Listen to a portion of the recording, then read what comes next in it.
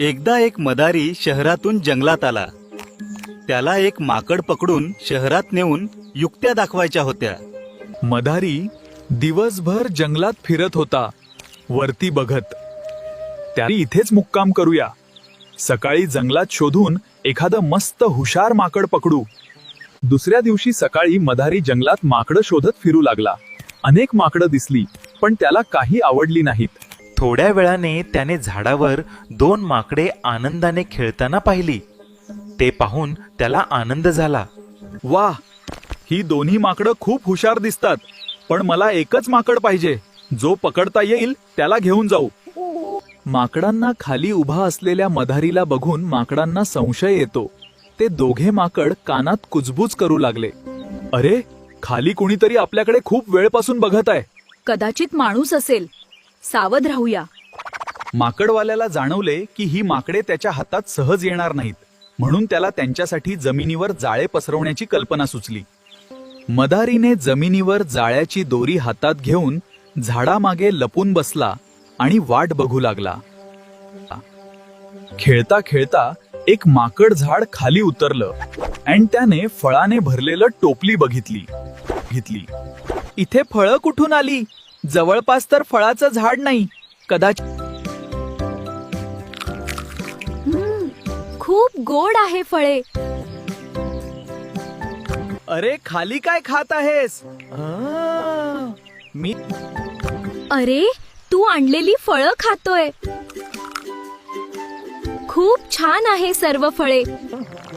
मी कोणतीच फळा नाही आणली. तू ते सोड आणि वरती ये लगेच.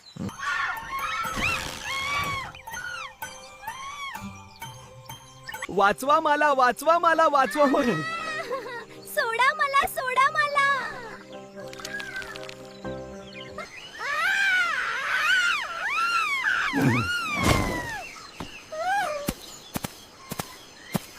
आता कसं वाचवायचं माझ्या मित्राला?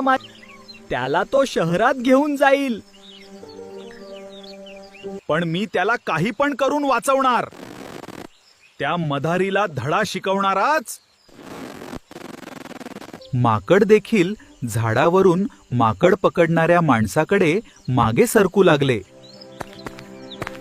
खूप वेळ चालला आणि थोडा वेळ झाडाखाली आराम करू लागला. मदारी झोपलेलं बघून वरती बसलेलं माकड खाली आला आणि तो त्याच्या मित्राला जाळीतून सोडवायचा प्रयत्न करू लागला, पण जाळी सुटत नाही.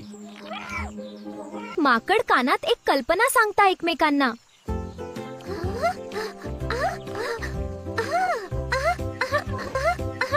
जाळीमध्ये माकड मारून गेल्याचं नाटक करतो.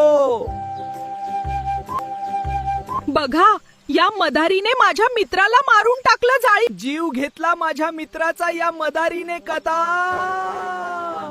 माझा मित्र मेला जाळीत.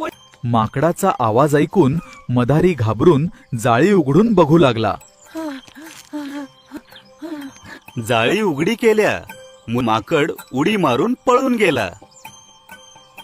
पुढे जाऊन दोन्ही माकड एकमेकांना झाडावर जाऊन भेटली आणि ते फळ फेकून मारू लागले. मदारीला फळ लागल्यामुळे घाबरून गेला जंगल सोडून.